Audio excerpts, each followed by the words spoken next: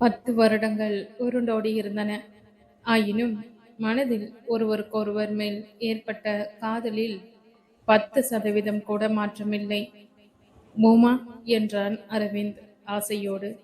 "ம்" என்றாள். "ஒன்னு கேட்கலாமா?" "இஷ்டன்னா பதில் சொல்லு போதும்." "வற்புறுத்தல" என்றான். அவள் பேசாமல் இருந்தாள். "உன் மனதில் நான் ஒரு ஓரத்திலாவது இன்னும் இருக்கேனா பூமா?" என்றான் ஆவலோடும் ஆசையோடும் ஏங்கியபடி. அவள் மௌனமாக இருந்தாள். அவளை மேலும் நிர்பந்தப்படுத்தாமல் அவனும் மௌனமானான். சில நொடிகளில் அவள் தொண்டை கமற, கண் கலங்க, "நீங்க மட்டும்தான் இருக்கீங்க" என்றாள் குரலே எழுப்பாமல். "பூமா" என்று அவள் கைகளை பிடித்து கொண்டான். "ப்ளீஸ், அதுக்கு மேலே எதுவுமே கேட்காதீங்க அரவிந்த். போதும், இது போதும்." அவனையே பார்த்திருந்தாள். "இது போன்ற வாய்ப்பு மீண்டும் என் வாழ்வில் கிட்டுமா? இப்போதே என் மனம் முழுவதும் அவனை நிறைத்துக் கொள்கிறேன்" என்றது அவளது கண்களும் மனமும். அவனது மனதிலும் அதே எண்ணம்தான் தோன்றியது. அவளுக்கு கண்ணை சுழற்றியபடி உறக்கம் வர, "நீ படுத்துக்கோ, நான் மேல் பர்த்துக்கு போறேன்" என்றான். "நீங்க தூக்கம் வரலனா இன்னும் கொஞ்ச நேரம் உட்காந்துக்கங்க, நான் இப்படி சுருண்டு படுத்துப்பேன்" என்று அவனை ஜன்னல் ஓரம் அமர சொல்லி தான் அவனை தாண்டி குறுக்கி படுத்து கொண்டாள். அவனுக்கும் கொஞ்சம் உறக்கம் வந்ததுதான். ஆயினும் அவள் தன் பக்கத்தில் படுத்து உறங்குவதை நில ஒளியில் கண்டபடி அங்கேயே அமர்ந்திருக்க மிக பிடித்தமாக இருந்தது. எழுந்து போக மனம் இல்லாமல் அமர்ந்திருந்தான். விளக்கை அணைக்கிறேன் என்று அவளிடம் கூறிவிட்டு அணைத்தான். அவள் கண்மூடி படுத்திருந்தாள். நில ஒளியில் அவள் முகம் இன்னொரு நிலவாக ஒளிர்ந்தது. பட்டு போன்ற கன்னம் மிருதுவாக, "என்னை தொட்டு பாரேன்" என்றது. "கடவுளே, எனக்கு என்னை அடக்கிக் கொள்ள திறனை கொடு. அவளது மரியாதை என் கையில் உள்ளது. அவள் எனது பொக்கிஷம். அதை இனிமேலானும் நான் பார்த்துக்க வேண்டும்" என வேண்டிக் கொண்டான். சிறிது நேரத்தில் அவளது குஷன் மீதிருந்த அவள் தலை நழுவி அவன் மடியில் இருந்தது. அவள் தூக்கம் கெட வேண்டாம் என்று அவனும் அவள் தலையை தன் மடியில் தாங்கி மனம் கொள்ள சந்தோஷத்தோடு அப்படியே அமர்ந்தபடி தூங்கி போனான். அவள் பாதி தூக்கத்தில் முழித்தபோது மடியில் தலை வைத்து படுத்திருப்பதையும் அவன் முகத்தில் அதனால் கடலளவு சந்தோஷமும் நிம்மதியும் ஆக பிரசன்னமாக இருந்ததை கண்டு சிவந்தாள். மெல்ல எழுந்து அமர்ந்தாள். அந்த அசைவில் அவன் முழித்தான். "என்னை எழுப்பியிருக்கலாமே, நீங்க தூங்க வேண்டாமா? போங்க, மேலே போய் தூங்குங்க" என்று கூறினாள். அவன் முகம் பார்க்காமல். அவள் எழுந்து வெளியே செல்ல முனைய, "என்ன, லேடிஸ் ரூம் போகணுமா? இரு, நானும் கூட துணைக்கு வரேன். இரவு நேரம், வெளியே யாரோ என்னவோ சொல்ல முடியாது" என்று அவள் தடுத்தும் கேளாமல் சென்றான். இருவரும் திரும்பி வந்து அவன் மேலே சென்று படுக்க அவள் கீழே படுத்து தூங்கி போயினர். அதிகாலையில் முழிப்பு வர அவள் எழுந்து போய் காலை கடன்களை முடித்து வந்து உட்கார்ந்தாள். அவனும் முழித்து கீழே இறங்கினான். "நல்லா தூங்குனியா பூமா?" என்றான்.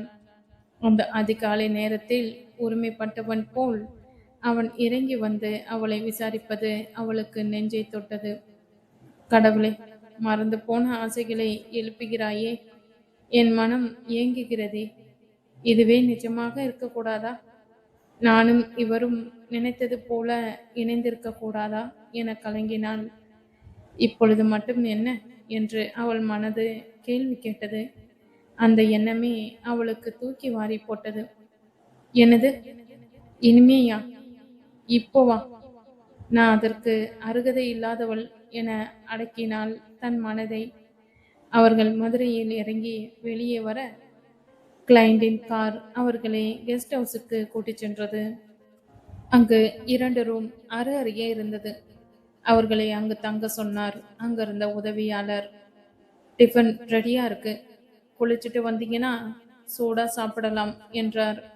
இருவரும் அவரவர் அறைக்கு சென்றனர். அறை பெரிதாக சகல வசதிகளோடும் இருந்தது. ரூமிலேயே ஒரு டிவி, ஒரு குட்டி குளிர்சாதன பெட்டி என அழகாக இருந்தது.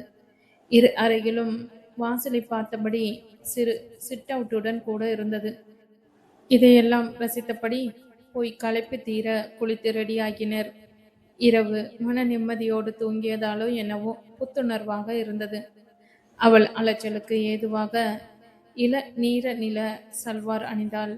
அவன் ஒரு வெளிர் நீல நிற ஷர்ட்டும் அடர் நீல ஜீன்ஸுமாய் இருவரும் ரெடியாகி வந்தனர். டைனிங் டேபிளில் போய் அமர சூடாக ருசியான காலை உணவு பரிமாறப்பட்டது.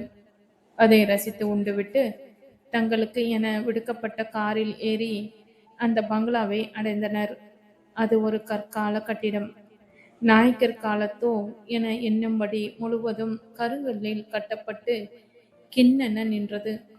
முழுவதும் சுற்றி பார்த்துவிட்டு வெளியே மாமரத்தின் கீழ் அமைந்த மேடையில் அமர்ந்தபடி, இவ்வளோ நல்லா இருக்குல்ல வீடு, இதை உடைத்து நாசம் பண்ண எப்படிதான் மனசு வருதோ? ஏன் அரவிந்த், அழகா இருக்கேன், இதையே கொஞ்சம் மாற்றி அமைத்து சிறு மாறுதல்களோடு புதுப்பித்து மாடர்ன் வசதிகளும் செஞ்சிடலாமே, பேசி பாருங்களே என்றாள் பூரணி. உனக்கும் எனக்கும் ஒரே போல தோணுது.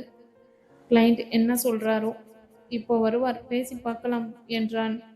அதற்குள்ளாக ஒரு மேலோட்டமான ஐடியா பண்ணிக்கலாம், எதையெல்லாம் எப்படியெல்லாம் மாற்றலாம்னு.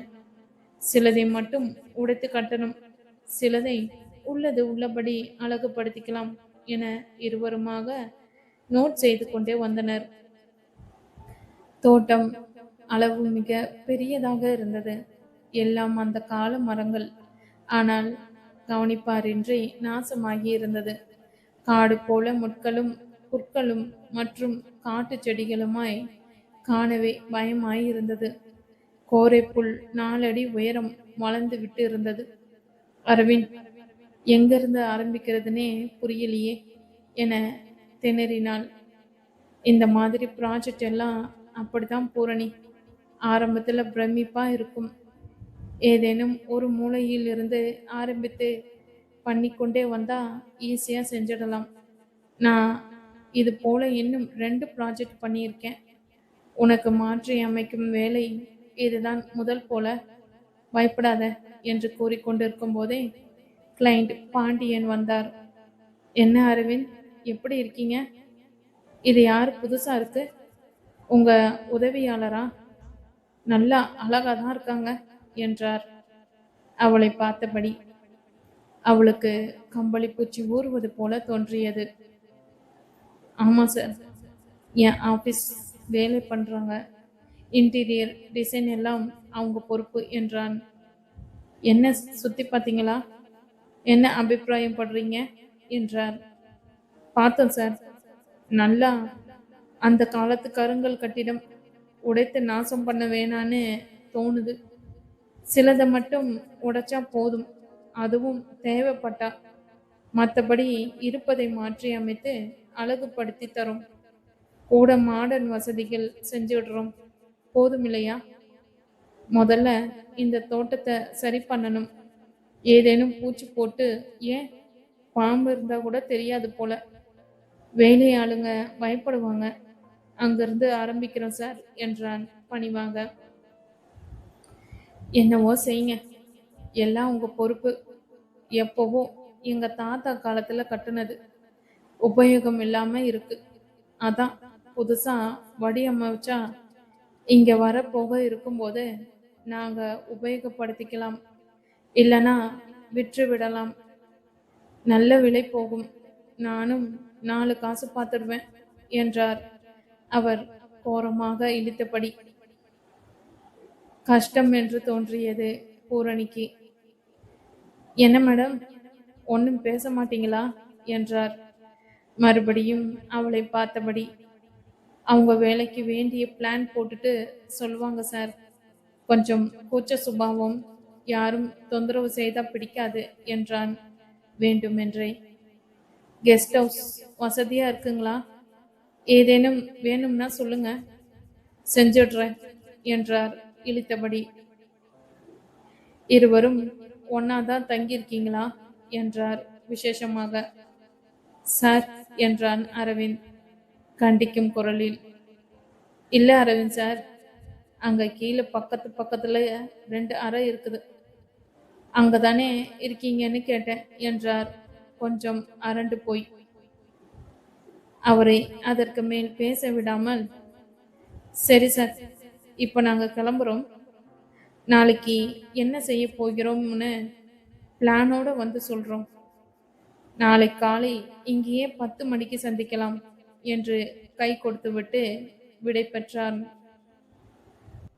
அதுதான் சாக்கென்னு பாண்டியன் அவளுக்கு கை கொடுக்க நீட்ட, அவள் வணக்கம் என்று இரு கை குவித்தாள். வேறு வழி இல்லாமல் அசட்டு சிரிப்புடன் அவரும் வணங்கினார். அங்கிருந்து கிளம்பினதுமே அவள் கோபத்துடன் பேச ஆரம்பிக்க அவளை கண்ணால் அமர்த்தினான், பேசாதே என்று. அவளும் புரிந்து தன் கோபத்தை தன்னுள் அடக்கி வெளியே பார்த்தாள். டிரைவர் சார், இங்கே இந்த ஹோட்டல்ல நிறுத்துங்க, கொஞ்சம் வெளி வேலை இருக்கு, எல்லாம் முடிச்சுட்டு நாங்களே கெஸ்ட் ஹவுஸ்க்கு சாப்பிட வரோம், இரவு உணவு மட்டும் லைட்டா, அங்க தகவல் சொல்லிட்டோம், மதியம் ஏதேனும் செய்து வைக்க சொல்லுங்க என்று அவனை அனுப்பிவிட்டான். ஏதோ காரணத்தோடு தான் செய்கிறான் என்று புரிந்தது பூரணிக்கு. அமைதியாக இருந்தாள். பின்னோடு அந்த 4 நட்சத்திர ஹோட்டலில் காபி ஹவுஸில் போய் ஒரு ஓரமாக இருந்த டேபிளில் அமர்ந்து காபி ஆர்டர் செய்துவிட்டு, ம் இப்ப சொல்லு என்றான் அவளை. டிரைவர் அவங்க ஆளு, நீ என்ன சொன்னாலும் அங்க போய் அப்படியே ரிலே ஆகும், அதான் என்றான். அவளுக்கு புரிந்தது. அரவிந்த், நான் இப்படி சொல்றேன்னு நினைக்காதீங்க என்று சங்கோஜத்துடன் ஆரம்பித்தாள். எனக்கு அந்த ஆளை சுத்தமா பிடிக்கல, அவனை பார்த்தாலே கம்பளி பூச்சி விடுற மாதிரி தோன்றுறது, இவங்கிட்ட போய் வேலை செய்யணும்னு இருக்கு. இன்னைக்கு நீங்க இருந்தீங்க, மற்ற நாள்ல நான் தனியா இங்க இவன்கிட்ட நினைச்சாலே பயமா இருக்கு. நான் தைரியசாலி தான், ஆனாலும் இந்த மாதிரி நச்சுப்பாம்புகளை நம்ப முடியாது. அது மட்டும் இல்லை, நாம் அவ்வளோ பாடுபட்டு புதுப்பிச்சு கொடுத்தா இவன் அப்புறமா அதை நல்ல விலைக்கு விற்பானாம். அசிங்கமா இல்லை? பணத்துக்காக வாழ்கிறவங்க. எனக்கு பயமா இருக்கு அரவிந்த் என்றாள் கலக்கத்தோடு. அவன் சிரித்தான். அவளை மென்மையாக பார்த்து, ஏன் பூர்ணி, என் மேலே நம்பிக்கை இல்லையா? அது எப்படி? அவன் புத்தி தெரிஞ்சும் உன்னை தனியா அவன்கிட்ட வேலை பண்ண விட்டுட்டு வேடிக்கை பார்ப்பேன்னு நீ நினைச்ச என்றான் சற்றே ஆற்றாமையுடன்.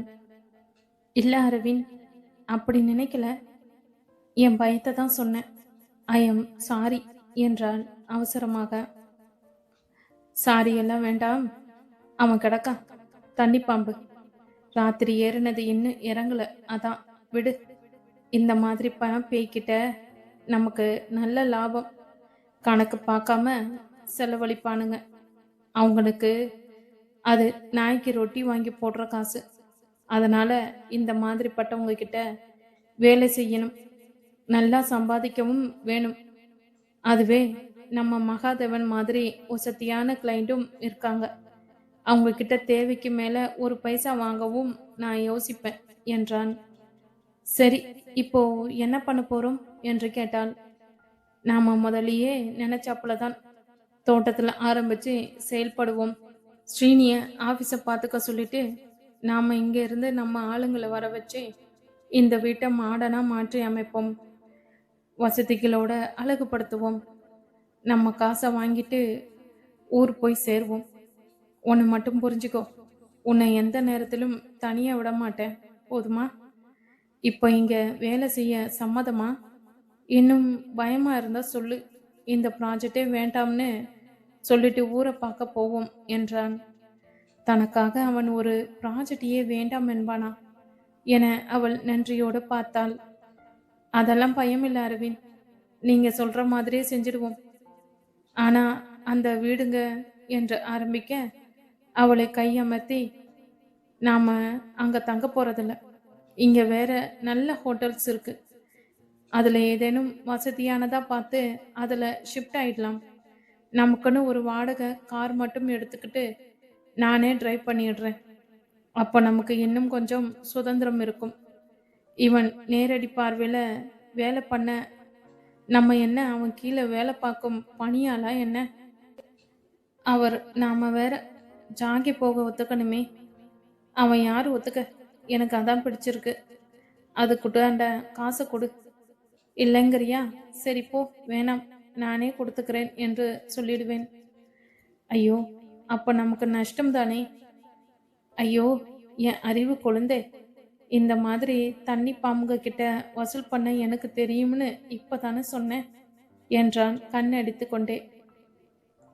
அவள் சட்டென சிரித்து தலை கவிழ்ந்தாள்.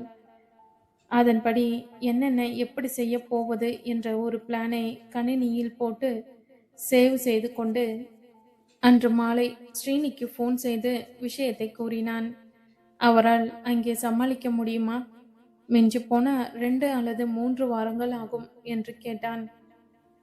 அதெல்லாம் நான் பார்த்துக்கிறேன். நீ கவலைப்படாத அரவிந்த். நானும் அந்த ஆளை பத்தி கேள்விப்பட்டிருக்கேன். அப்புறம் ஒரு விஷயம் அரவிந்த் என்றார் ரகசிய குரலில். என்ன சொல்றீங்க ஸ்ரீனி என்றான். அவன் பொம்பளை விஷயத்துல ஒரு மாதிரியாம். நம்ம பூர்ணிமாவை அவன்கிட்ட தனியா எதுவும் டீல் பண்ணிட விட வேண்டாம் என எச்சரித்தார். ஓ, நான் அதை கண்டுக்கிட்டேன் ஸ்ரீனி. நான் பார்த்துக்கிறேன். நீங்க கவலைப்படாதீங்க என்று வைத்தான். என்னவாம் என்றாள் பூரணி. எல்லாம் சொன்னான். அவர் எச்சரித்ததை உள்பட. ஐயோ என்று மிரண்டாள். என்ன பயம்? நான் இருக்கேன்னுல என்றான் அவள் கைகளை ஆதரவாக பிடித்தபடி. அவளும் சுசிலா வீட்டிற்கு கூப்பிட்டு வந்து சேர்ந்து ரவலை ஆரம்பித்து விட்டதாகவும், மொத்தமாக 3 வாரங்கள் இங்கே தங்க வேண்டியிருக்கும்.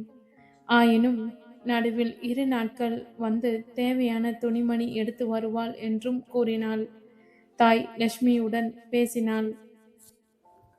அம்மா, நான் பத்திரமான இடத்துல சௌக்கியமா இருக்கேன். அதனால கவலைப்படாதே. எப்ப தோணினாலும் என் செல்லுக்கு கூப்பிடுமா என்றாள். அம்மா தயங்கியபடி, அம்மு, ஒரு தரம் மீனாட்சி அம்மன் கோயிலுக்கு என்று இழுத்தார். கண்டிப்பா போறேன், போதுமா? பிரசாதம் கொண்டு வரேன். சரி, வைக்கட்டுமா என்று முடித்தாள். என்ன, எங்க போகணுமாம் என்று கேட்டான். நான் நடந்து போனவைக்கு பிறகு எந்த கோவிலுக்கும் போறதில்ல. அதுக்குன்னு தெய்வ நம்பிக்கை போயிடுத்துன்னு இல்லை. அதான் அம்மா தயங்கிண்டே மீனாட்சி அம்மன் கோயிலுக்கு போக சொல்லி கேட்குறா. அம்மாக்கு இன்னும் என்னோட சரிக்கு சரியா பேசக்கூட பயம். நான் இத்தனைக்கும் அவளை ஒண்ணுமே சொன்னதில்லை. எனக்குன்னு சிறிய வட்டத்தை போட்டுட்டேன். அதனாலேயே என்னமோ என பெருமூச்செறிந்தாள். மென்மையாக அவளை பார்த்து அவள் கையை பிடித்து அழுத்தி கொடுத்தான். டோன்ட் வரி, எல்லாம் சரியாகும். நாளைக்கு நாம் ரூம் மாற்றணும். அதனால நாளை மறுநாள் காலையில வேணா கோயிலுக்கு போகலாமா? எனக்கும் போகணும்னு ஆசை இருக்கு. எங்க அம்மா சொல்லிதான் அனுப்புனாங்க என்றான். என்றாள் ஒப்புதலாக. இரவு 7 மணியோடு இருவரும் ஒரு டாக்ஸியில் கெஸ்ட் ஹவுஸ் வந்து சேர்ந்தனர். குளித்து சாப்பிட்ட பின் அவரவர் அறையில் போய் சிறிது நேரம் டிவி பார்த்தனர். போர் அடித்தது அரவிந்திற்கு. அங்குள்ள சிட் அவுட்டில் வந்து அமர பக்கத்து சிட் அவுட்டில் பூரணியும் அமர்ந்திருப்பதை கண்டான். இரு சிட் அவுட்டையும் சில கம்பிகள் மட்டுமே தடுத்தன. அதனால் பக்கத்தில் உட்கார்ந்து பேசுவதை போல இருந்தது. என்ன, உனக்கும் போர் அடிக்குதா என்றான் சிரித்தபடி. வந்த நாவலும் எஃப்எம் வானொலியுமாக இங்கே செட்டில் ஆயிட்டேன் என சிரித்தாள். நல்லதுதான் என்று அவனும் சிரித்தான். பின் உலக விஷயங்கள் எல்லாமும் பேசினர். என்ன பேசினார்கள் என்று யாரேனும் கேட்டால் சொல்ல தெரியாது. ஆயினும் இருவருக்கும் அதில் பெரும் மகிழ்ச்சி. அந்த மகிழ்ச்சியோடு போய் படுத்து தூங்கிவிட்டனர். அடுத்த நாள் காலை குளித்து எல்லாவற்றையும் பேக் பண்ணி எடுத்துக்கொண்டு அங்கிருந்து காரில் அந்த பங்களாவை காண சென்றனர். 10 மணிக்கு பாண்டியன் வந்ததும் எல்லாமும் எப்படி பிளான் செய்யப்பட்டிருக்கிறது என்று கணினியில் காண்பித்தான் அரவிந்த். அதை கண்டு அவருக்கு திருப்தியே. ஆயினும் இதெல்லாம் நமக்கு எங்க தம்பி புரியும்? நீங்க எது தோணுதோ செய்யுங்க, நல்லா வரணும், அதான் வேணும் என்றார். சார், அப்புறம் ஒரு விஷயம். இங்கிருந்து உங்க கெஸ்ட் ஹவுஸ் ரொம்ப தூரமா இருக்கு. அதனால இந்த பங்களா பக்கத்திலேயே ஒரு ஹோட்டல்ல நாங்க 2 ரூம் எடுத்து தங்கிக்கிறோம். நீங்க தப்பா எடுத்துக்க கூடாது. சில நேரம் இரவிலும் அதிகாலையிலும் கூட வேலை இருக்கும். வரவேணும், அதான். ஹோட்டல்னா வசதி என்றான். ஓ, அப்படி சொல்றீங்களா? அங்க உங்களுக்கு வசதி குறைவு ஏதேனும் இருந்தா தயங்காம சொல்லுங்க மேடம், நான் செஞ்சு தரேன் என்றான் பூரணியை பார்த்தபடி. அப்படியெல்லாம் ஒண்ணுமில்ல சார், இதான் காரணம். நீங்க தவறுதலா எடுத்துக்க கூடாது என்றான் நயமாக. சரி என்று அரைமனதாக ஒப்புக்கொண்டார். செலவு ரொம்ப ஆகாமல் நான் பார்த்துக்கிறேன் சார் என்றான் அரவிந்த் வேண்டுமென்றே. உடனே பாண்டியனுக்கு ஒரு பெண் பிள்ளை முன்னால் செலவை பற்றி பேசுவதா என்ற ரோஷம் வந்தது. செலவை பத்தி என்ன தம்பி, அதெல்லாம் நீங்க உங்க வசதிப்படி 5 ஸ்டார் ஹோட்டல்ல வேணும்னாலும் தங்குங்க, உங்க இஷ்டம். அதெல்லாம் ஒன்றும் ப்ராப்ளம் இல்லை என்றபடி சென்றார். அப்பா, விட்டது தொல்லை என்று இருவரும் சிரித்து கொண்டனர். தெரிந்த டிராவல்ஸ் சொல்லி முதலில் ஒரு வாரத்திற்கு பிறகு நீட்டப்படும் என்று கூறி ஒரு வாடகை காரை மட்டும் எடுத்துக்கொண்டான். ஒரு 4 நட்சத்திர ஹோட்டலில் 2 அறைகள் அருகருகே தரும்படி புக் செய்தான். தங்களது சாமான்களை அங்கே கொண்டு வந்துவிட்டு சாப்பிட்டு வந்த பின் தங்கள் வேலையை ஆரம்பித்தனர். சொன்னது போலவே இது வெகு அருகில் இருக்க போவதும் வருவதும் சுலபமாக இருந்தது. வேலைக்கு ஆறுமுகம் வரவழைக்க, ஆறுமுகம் ரொம்ப நல்லதா போச்சு, நீங்க வந்துட்டீங்க. இங்க பாருங்க எப்படி இருக்கு. உங்க ஆளுங்களை விட்டு மொத்தமும் மொட்டையாக சுத்தம் படுத்தி மண்ணை களைச்சு போடுங்க. அப்புறம்தான் வேறு ஏதேனும் நட முடியும் போல என்றாள் பூரணி. ஆமாம்மா, இதை சுத்தம் பண்ணவே 4 நாள் ஆகும் போல என அவர் ஆட்களுடன் வேலையை துவங்கினார். உள்ளே ஒவ்வொரு சுவரையும் தேக்கு மர தூண்களையும் தேய்த்து எமரி பேப்பர் போட்டு புதுசு போல செய்தனர்.